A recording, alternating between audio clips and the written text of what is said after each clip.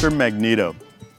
This is probably one of the most interesting vehicles we've ever worked on for the Safari. This is a battery electric vehicle. So it doesn't have a gas engine anymore. That's been removed, and to be clear, it's a retrofit. We started with a two-door Jeep Rubicon. There are a multitude of batteries in this vehicle, and the whole reason for doing this was just to see what does a battery electric Jeep do in the off-road environment of Moab. Magneto is set to be kind of a test bed for us to answer those questions that we have curiosities about.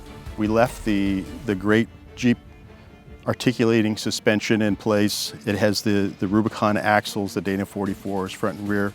The transfer case, the 4-to-1 Rubicon transfer case stays in place. And most notably, the 6-speed manual stays in place. And the reason we did that was to we get kind of the best of both worlds of the automatic transmission off-road and the manual transmission. So off-road, I can do lots of gear selection with the manual transmission, including the low range. I don't have to worry about the clutch, so I get the direct feel of a manual transmission off-road, but the ease of drivability of the automatic transmission. The fact that you don't have to slip the clutch to get over rocks or et cetera like that, because the engine can't stall. When the power, the torque is delivered, it's early, down low before the vehicle revs up. Interesting, usually when things go bad off-road, you rely on the power of an electric winch to get you out of a bad situation. The name Magneto itself is really derived from the power in electric vehicles, the magnets, and it's one magnet trying to get to the other.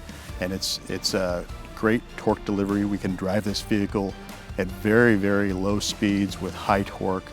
And it's, again, a curiosity thing that we want to go to Moab with and share it, honestly, quite openly, and try it out in different terrain. So look for it in Moab, Utah, for us to be really testing and trying this vehicle out.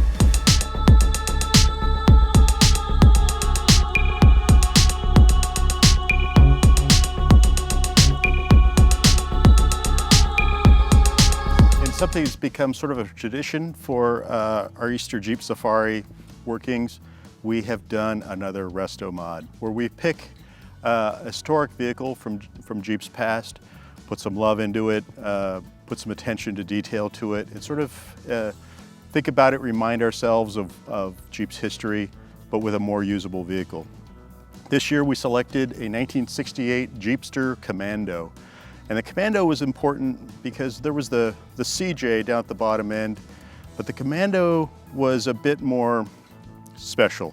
It had things, a little bit longer wheelbase to it, a different powertrain option group, and special things like doors and roll-up windows and a hardtop and a heater and radio, things that were optional or not even available on a CJ. What we did with the Jeepster Commando, we used the powertrain complete, chassis, steering, everything from a brand new Wrangler Rubicon. So it has the 2-liter turbo 4-cylinder engine in it. And preparing it for duty for Moab, we added a 35-inch tire on it's a Gladiator wheel that we did some special treatment to it, added a 2-inch lift kit.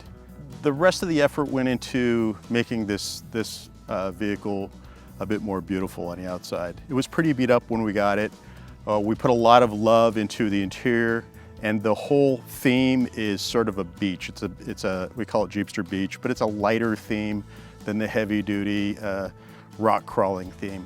It's a very cool car, very unusual. You don't see these around very often, and it's a piece of Jeep's history that we wanted to shed some light on. The interior is done with this beautiful red. There's a lot of bright and chrome on the interior. Notable on the back is this very cool cut back, so it has that slanted back. Interesting, we added a tailgate to the back. It's a custom piece that says Jeep.